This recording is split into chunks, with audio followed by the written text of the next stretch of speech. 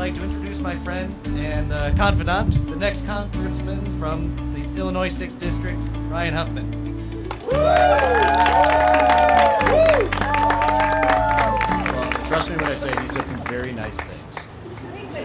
Okay, good. Well, thank you so much for coming out today. Thank you, Andrew, for that very warm, kind introduction. We have been through a lot and talked about a lot of this stuff for a long time, so it's exciting to be out here and sharing it with so many of you. So it's obviously a very beautiful, crisp fall day today, so I really appreciate everyone coming out. But I want to take a minute just to thank the people who helped get this event set up.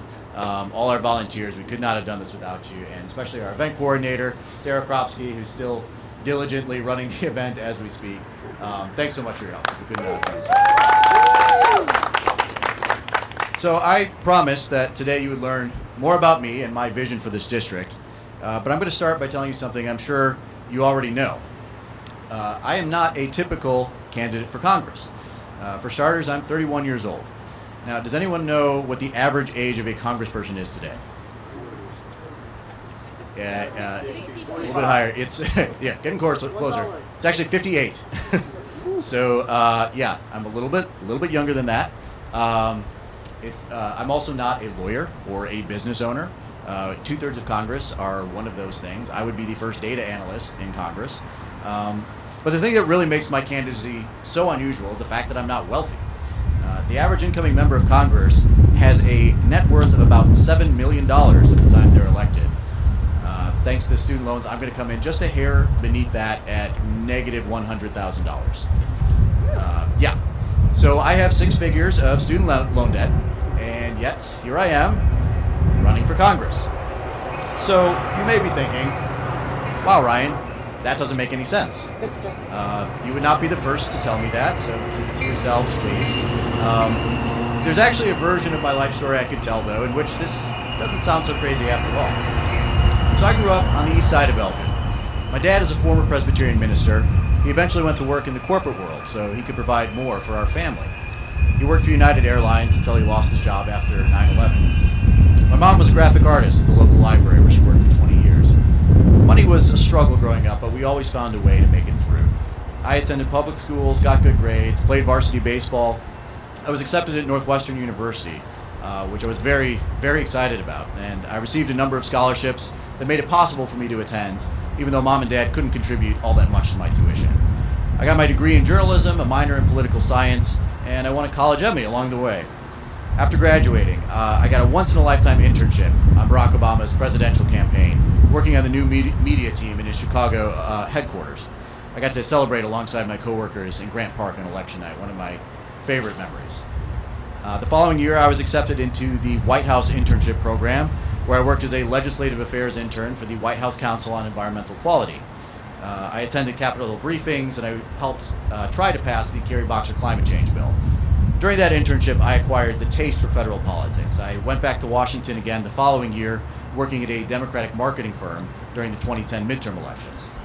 In between these stints in Washington, I was back in Illinois, living in the suburbs, working at newspapers, Crane Chicago Business and the Northwest Herald in Crystal Lake. Then in 2013, I decided to focus my career exclusively on government. I went back to school and was offered a generous scholarship to attend the University of Chicago. I worked 4 campus jobs while I was there to help limit my loan debt, but I still managed to earn my master's in public policy and graduate with honors. Then I spent the next year wrapping up research on the market for alternative fuel vehicles on a project that was commissioned by the Department of Energy and Argonne National Labs. And today, I am now a data analyst working at a healthcare company in Chicago. And I commute there each day on the Metro, which you may have just heard go by, from my home here in Palatine. So, in that version of the story, running for Congress maybe doesn't seem that crazy. I've got a top flight education, a wide-ranging career full of accomplishments that I'm proud of. I've got Capitol Hill experience and policy expertise. And everything in that story is true, but it's definitely not the whole story. These things are also true. On 3 separate occasions, I've been unemployed for more than 6 months at a time. I've never made more than $35,000 in a single year. I've spent more time on Medicaid than on employer-sponsored health care. I've applied to more than 500 jobs, and I keep good records, so I know that's true. I've gotten 5 offers in that time, and most of which for temporary internships or contract positions. And again, those $100,000 in student loans, I won't finish paying those off until the year 2045. Now, I don't often share those facts with people because, frankly, they're embarrassing. People wonder, how could I have gotten such a great education, such great internships, and not been able to translate that into a good career? I can see it in people's eyes when I tell them. They think there must be something wrong with me. I didn't work hard enough. I wasn't willing to sacrifice enough. And that perception hurts almost more than this constant economic anxiety. I think, how did this happen? Why have I failed? I was told to work hard in high school so I could get into a good college, and I did that. I was told that graduating from a top-flight university would be more than worth it, even with the tens of thousands of dollars I'd have to take out in student loans. I was told to get good internships when I couldn't find employment after graduating. I did all of it. But when it came right down to it, I still couldn't find a job. I still failed. Now, when I tell this story to people in my own generation, they just nod their heads in agreement. They understand exactly what I've experienced because almost all of them have experienced it themselves. Many of them have had it much worse because they weren't fortunate enough to be born a straight white Christian male like I was. Is there something wrong with all of us? Or is the system badly broken? My generation is in danger right now. We're in danger of becoming a lost generation, crippled by the debt that we were told to take on in the name of getting a better education. We're hamstrung by an economy that offers few opportunities for advancement. And we're jaded, frankly, by political leaders who aren't just ignoring our problems, they're actively pushing legislation that would make our lives harder. Now, there's a reason that people carrying as much debt as I do don't typically run for Congress. It's an incredibly expensive process, and I have no delusions about the challenge that lies before me. So why am I doing it? Why am I standing here today? Well, it's because I believe two things with all my heart. Number one, as long as congressional seats are reserved only for the wealthy and the well-connected, the voices of those of us who are struggling will continue to be ignored in Washington. And number two, in the United States of America, a powerful message drives more voters to the polls than a big checkbook.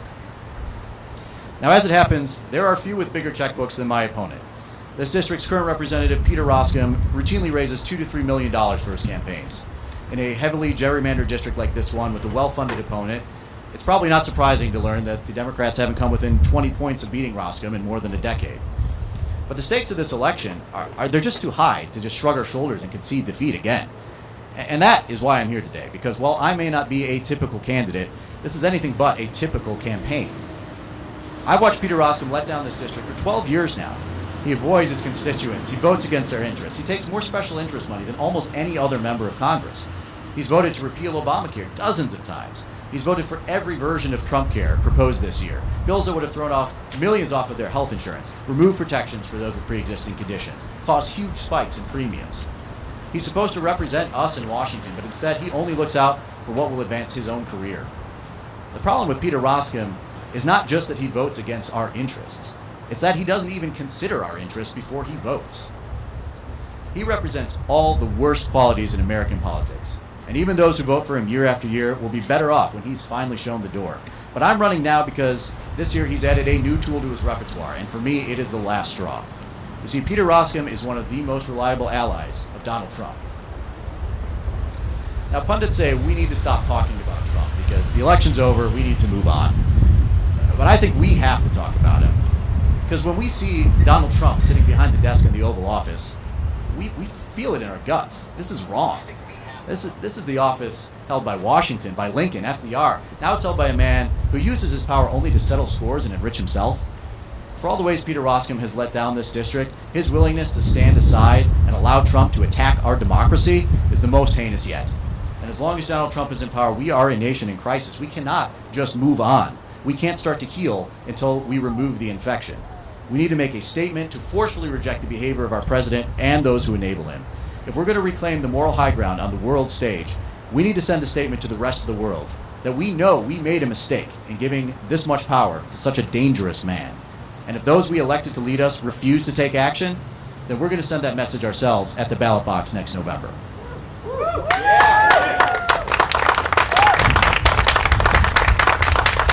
Now, Illinois has not been a battleground state in my lifetime. I was talking with someone about this earlier. Many of us feel removed from the process of shaping the course of our nation through our votes. But this year, in this district, we have a chance to do something that really will make a difference. If the Democrats take control of Congress in 2018, we can finally hold Trump accountable. And there's a very realistic chance that control of the House could come down to this very seat. Now, I love my country too much to sit on the sidelines while we go down this dangerous path, and I'm going to do everything in my power to ensure that we flip the 6th blue in 2018.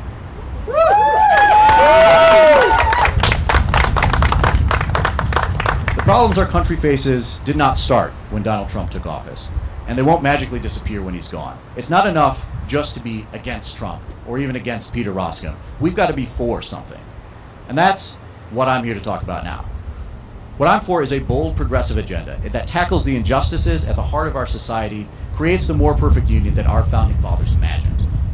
Before we can start fixing the problems of our country, though, we've got to transform our politics. I spent some time this summer knocking on doors with the Coalition for a Better Illinois 6th and listening to the people of this district. And no matter what side of the political spectrum people are on, they all share one common complaint. Nothing gets done in Washington. All our so-called leaders do is play partisan games trying to give themselves or their party the upper hand. We need to hold our leaders to a higher standard. This race isn't really about finding the candidate who agrees with you on every issue. It's about finding the candidate who will be thoughtful, who will solve problems, who will work to heal our divides and put this district's needs before their own careers. I want to establish a new model for what people should expect from their representatives, built on 3 qualities that are sadly lacking from today's congressmen and congresswomen: independence, accountability, and statesmanship. We need our leaders to be independent, making their decisions based entirely on what they think is truly best for their district, not based on what party leaders or wealthy donors tell them to do. We know that this is not how Peter Roskam operates. He'd probably pick up Paul Ryan's dry cleaning if he asked him to. But even more important than independence from party leadership is independence from special interests. The disastrous Citizens United ruling, it's made it possible for corporations and billionaires to buy elections. I will do everything in my power to end it.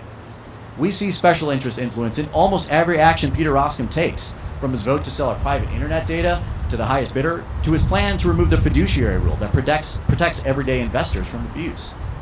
Now, I vowed not to take any special interest money during this campaign or while in office, so you can sleep soundly that I am looking out only for your interests.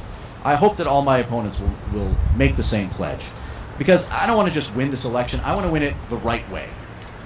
We need to show the rest of the country that you can win without selling your soul to special interests. We have to prove that. It's critical to the health of our democracy. And if we just replace a Republican bought by corporations with a Democrat bought by corporations, we are never going to see the dramatic progress that our country desperately needs. We also need our representatives to be accountable. Peter Roskam has an almost superhuman ability to avoid taking responsibility. Here's a recent example. When asked about some of the crueler provisions of the recent Trump care bill that he voted for this spring, his only response was, quote, "Let's see what the Senate passes." He's essentially saying he can't be held responsible for the damage done by this bill because the Senate would have a chance to fix it before it became law. Now, I don't know about you, but if I tried to pass the buck like that at my job, I'd get fired. And of course, his lack of accountability does not stop there. Many of you already know he hasn't held a town hall with his constituents in over 9 years. Probably a lot of you have seen the video of him sneaking out the back door at a fundraiser to avoid taking questions from his constituents. And when pressed to defend his positions on any issues, he only has that one move. He runs.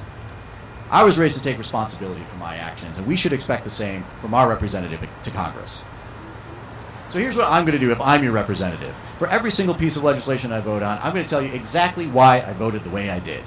I'm going to tell you who in the district the legislation helps. I'm going to tell you who it hurts. And to be honest, there's never going to be a bill that unequivocally helps everybody. But I'm just going to tell it to you straight. For some of you, maybe my vote is not going to make your life better, but here's why I thought the pros outweighed the cons anyway. I'll also pledge to hold town halls on every single legislative break. Actually listen to my constituents, defend my choices, and be open to new ideas. Even those of us who contact his office are given form letters in return. That we know our words have no impact on his positions. We are not going to change his mind. I want to be open to new ideas if these are the things that my constituents care about. And we need to get to a place where this is the bare minimum that we expect from all of our representatives. And finally, what we need from our leaders is statesmanship. Now, I am passionately progressive. I will not apologize for that. But I vow that I will always put the needs of this district before my own personal ideology. We have got to be willing to take complicated problems seriously, work with people on both sides of the aisle to find solutions and implement them. Right now, our reps are more concerned with their own re-election than they are in helping people. The average congressman spends 4 hours a day on the phone raising money. That is crazy to me. I won't be doing that, and instead I'll be focusing all that extra time I have on actually solving the problems that are faced by the people of this district and the country. And remember, analyzing policy is exactly what I'm trained to do. While my colleagues are working the phones, I'll be crunching the numbers, I'll be talking with other policy experts and devising real solutions to our problems. And make no mistake, we have big problems in this country.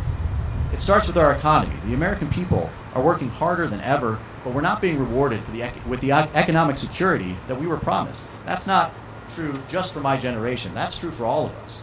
And at the same time, we see how our wealthiest citizens are raking in almost unfathomable amounts of money.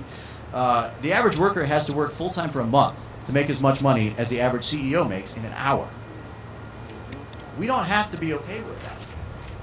With just a few changes to our priorities, we can build a new economy that works for everybody, where everyone earns what they deserve, where everyone who's willing and able to work can buy a home, start a family, and live a comfortable middle-class life. Every other country on earth can do this. I don't know why we can't. So this is how we do it. First, we've got to end our love affair with corporations. I always cringe when I hear people say, government should run like a business. But think about the company you work for. Does anyone here wish that the government ran the way your company does? Because I have yet to meet one person who told me they did. The wrong people are promoted, bad practices are implemented, resources are wasted, people are pushed to their breaking points. We need to stop empowering corporations and instead empower workers. In an age of skyrocketing economic growth, the highest stock market numbers we've ever seen, hardly any of that money is going to the people who actually are creating that growth. We have to strengthen our unions and expand the right to collectively bargain to more industries. We have to raise the minimum wage to a living wage and guarantee health care to every citizen so they don't have to stay in jobs out of fear of losing their insurance. We also have got to pay more attention to the ladder of opportunity in the United States. The belief that working hard will get you ahead, that's what compels people to keep climbing the ladder. That's what propels our economy forward. Now, Peter Rossman and the Republicans only care about making life at the top of the ladder as rewarding as possible. But right now, people at the bottom of the ladder look up and they can't even see the next rung, let alone the top of the ladder. It doesn't matter how enticing the reward is if there's no realistic way to get there. We should be investing our resources in ways to give people at the bottom the boost they need to make it to the next level. That means investing much more in education, making community colleges free, reforming our student loan system so those who invested in their own education aren't spending all their excess income on high-interest loan repayments instead of houses, weddings, or starting new businesses. In this new economy, we'll also rein in the size of corporations, restore power to the American consumer. It wasn't that long ago that American workers could own a home and get married, raise a family on a single middle-class income. People got most of their goods from local businesses, and both the owners of those businesses and their customers treated each other with respect. And it's not like that anymore. A single income isn't nearly enough to provide for a family. The giant corporations that we do business with mistreat us because each consumer's individual power is negligible. Can I see a show of hands here? Who here has had a bad experience? Has had a bad experience with Comcast or Verizon or AT&T? Yeah. Every single one of us has had a problem with these companies. There's always some corporation out there trying to screw us out of our money. We're constantly on the defensive from companies trying to take advantage of us, bewildering us with their fine print, deliberately overcharging us because they know that most of us are too busy to even notice, let alone do something about it. And they get away with it. We have to put up with it because they've got millions of customers, so they can afford to lose our business without batting an eye. And they've also crowded out all the small businesses we could have taken our business to instead. We need to rebuild a society where the consumer has real power, where our businesses are owned by our neighbors again, and where the owners work hard to provide the best product and service for the lowest price. We need to break up these big companies. We have to install a progressive corporate tax rate so the bigger companies grow, the more they pay in taxes. We need to restrict mergers and acquisitions. We need to invest more in the Consumer Financial Protection Bureau. Their sole job is to restrict predatory practices by these corporations. Let's expand its reach to cover all industries that try to exploit their customers. So now we've talked about how to make life better for consumers and for workers. What about those who can't find work? It's appalling that we reserve things like food and shelter and healthcare only to people who are able to find work, when we live in an economy where not everyone who wants a job can have one. Believe me, I know. We need to strengthen the social safety net to help protect these people who can't find work. But the truth is, there's no excuse for us to have this many people out of work when there's so much work that has to be done. We need to take a page from FDR's book and invest in massive public works programs that put people to work rebuilding our infrastructure and developing exciting new industries like the green energy economy. An investment in rebuilding our crumbling infrastructure now will pay off 10 times down the road, and everyone will share in that growth. This new economy is going to strengthen America today. There's still so much more that we need to do to think about for the future. Right now, we're in danger of losing an entire generation of human potential if we don't invest more in our public schools. Millions of children lack access to quality education, stacking the deck against them before they're even old enough to drive. And remember, we all benefit from a better educated population. Better education leads to more productive workers, lower crime, better health outcomes. It also leads to the great innovations that spur our biggest economic booms. There could be 1,000 kids in the 6th district who have Steve Jobs caliber ideas, and we'll never be able to bring those ideas to market because our country did not invest enough in developing their potential. By not properly training our kids and investing in their education, we're wasting their unique gifts and talents, condemning them to a much more difficult life than they deserve. We must do better than that.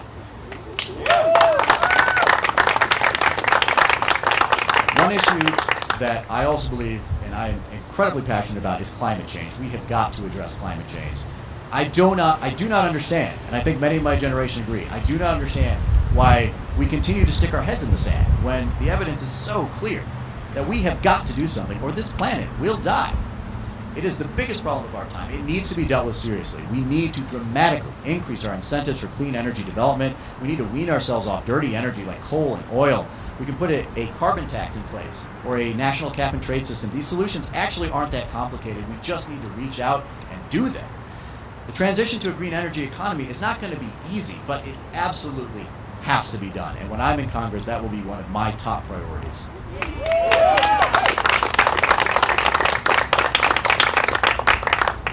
Finally today, I want to talk a little bit more about millennials and the challenges that we face.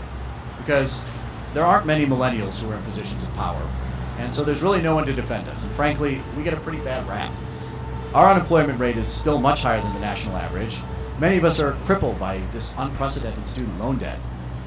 And we're told that we're to blame when the economy slows because we refuse to spend the money that we don't have on houses and weddings and cars. We're told that we're soft, we're entitled, we want things we haven't deserved, we're snowflakes. Anyone who calls us a snowflake is working with outdated information because nothing is going to harden you up faster than trying to start your career in the middle of the worst economic downturn since the Great Depression. People say millennials are naive. I don't believe that. We just see the country for what it can and what it should be. We refuse to accept a country that's comfortable with the fact that millions of people don't have enough food to eat or a place to sleep or the medical care that they desperately need, while others have more money than they could spend in 10 lifetimes.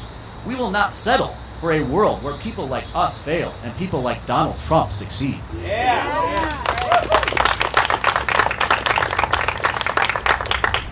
My generation is ready to move past that. We're ready to move beyond this typical shrug of, well, life's not fair. We're ready to move into a world of, but it could be. People say we want to be coddled, to be given these things we haven't earned, but that's not true. We want to work. We want to unleash our unique gifts and talents onto the world. We care about making the world a better place. But now we're told that we should be happy spending our lives doing work that means nothing and helps no one, except for the handful of rich people who want to get richer. And some of us don't even have the opportunity to do that. We can do so much more. And it's time that we embrace a world where good people are permitted, even encouraged, to do the meaningful work that they know they were put on this earth to do. So to my fellow millennials, I say this: do not give up hope. Do not stop fighting for that world you believe in. We can make a difference if we can turn our optimism into action, and the world depends on us doing so. When future generations look back at the year 2017, what will they see? No doubt they'll see a dark chapter in America's history. They'll see political leaders who are too enthralled with their own careers to stop a dangerous narcissist from abusing his power. They'll see a people afraid of their own government, afraid they'll be deported, afraid they'll have their health care taken away. But that isn't all that they're going to see. They're going to see a country that resisted, that refused to be defined by the worst impulses of the terrible men that we chose to lead it. They'll see a country that found hope and purpose in its darkest hour. They'll They'll see millions of people marching in the streets, their fists in the air, insisting that this country live up to its founding principles that all men are created equal. They will see a new generation waking up, demanding their country right the wrongs that have endured for far too long. They will see how 2017 became a turning point in America's history, the start of the movement that transformed America's politics, built a new economy that worked for everyone, took bold steps to protect the planet's future, and finally, forced this nation to live up to its principles. Now let's go and change the world. Thank you.